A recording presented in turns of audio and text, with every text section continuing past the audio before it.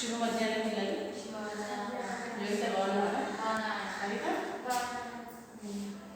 అందరూ ఆరోగ్యంగా ఉన్నారు. సరే, ఈరోజు మనం తెలుగు కాలక్షేత్రంలో వికసంధి గురించి చెప్తున్నాం. సరేనా? వికసంధి అంటే మొట్టమొదటగా వికసంధిని గుర్తుపెట్టుకోవాలంటే మనం ఏం చేయాలి? ఆ, ఈ, ఏ లను త్రిగములు అంటారు అనేటటువంటి విషయాన్ని గమనించాలి. అర్థమవుతుందా? ఈ ఆ, ఈ, ఏలకు సంబంధించినటువంటి పదాలని ఒక్కొక్కదాన్ని మనం ఇక్కడ ఉదాహరణగా తీసుకుందాం. ఇక్కడ చూసినట్లయితే మొట్టమొదటి పదం అచ్చోటు. నాతో పాటు పలకండి. ఈ విధము, ఎక్కాలము. సరే చెప్పండి.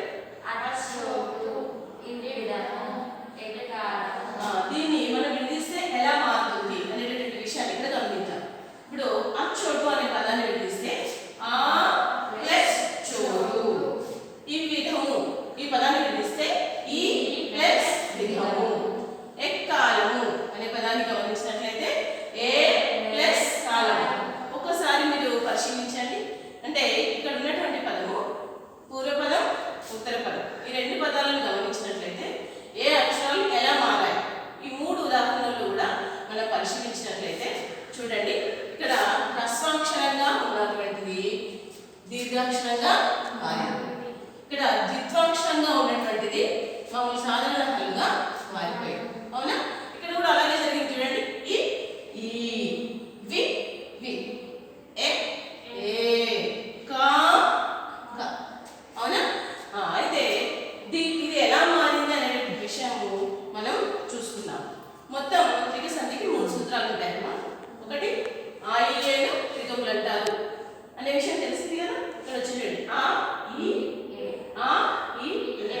అంటే ప్రతి పదంలో మనం చూసుకున్నట్లయితే ఆ, ఈ, ఏలు అయి ఉండి రెండవ అక్షరం ద్విత్వాక్షరంగా ఉంటే మనం ఇది త్రికసంధి అని అనుకోవచ్చు.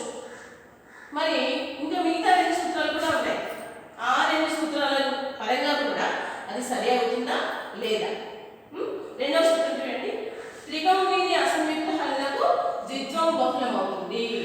ఇప్పుడు ఇదేంటి? త్రికం. ఇప్పుడు ఆ, ఈ, ఏ అనేవి ఏంటి? త్రికాలం.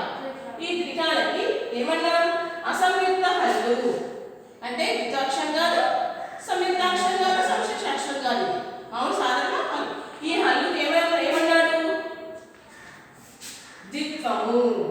ద్విత్వం వచ్చిందా ఇక్కడ? చో. ఇక్కడ వీకి కావత్ వచ్చిందా? కాకు కావత్ వచ్చిందా? అంటే ద్విత్వం అనేది బహుళం. ఇక్కడ మనం పారిభాషిక పదాల గురించి చెప్తున్నాం. అవునా? బహుళం అంటే 4 రకాలుగా జరుగుతుంది. అంటే వ్యాకరణ పరిభాషలో ఒక్కోసారి పదాల మధ్య విభజన అనేది ఒకసారి జరగవచ్చు, జరగకపోవచ్చు, వైకల్పికంగా జరగవచ్చు, అన్య విధంగా కూడా జరగవచ్చు. అట్లా అయితే ఇట్లా ద్విత్వం అనేది బహుళమైంది. ఇప్పుడు 3వ సూత్రాన్ని గమనించినట్లయితే ద్విరుక్తమైన హల్లు. ద్విరుక్తం. ద్విరుక్తం అంటే అక్కడ రాసుకుని చూడండి. ద్విరుక్తం అంటే 2 సార్లు రావడం. అంటే చాకు చౌటు, వాకు వాగుతు, కాకు కావు. ఈ ద్విరుక్తమైనటువంటి హల్లు ఎప్పుడైతే వస్తుందో ఆచికం. ఆచికం అంటే ఈ అచ్చోటు, ఈ విధము, ఏకాలం అనేది ఏ పదాలు? ఆచికం అంటే ఏం చెప్తున్నా? తెలుగు. అచ్చమైన తెలుగు పదాలు. అచ్చమైన తెలుగు పదాలు మనకు అనిపించింది అనుకో, అప్పుడు ఏం చేయాలి? దీర్ఘము హ్రస్వంగా మార్చుకోవాలి.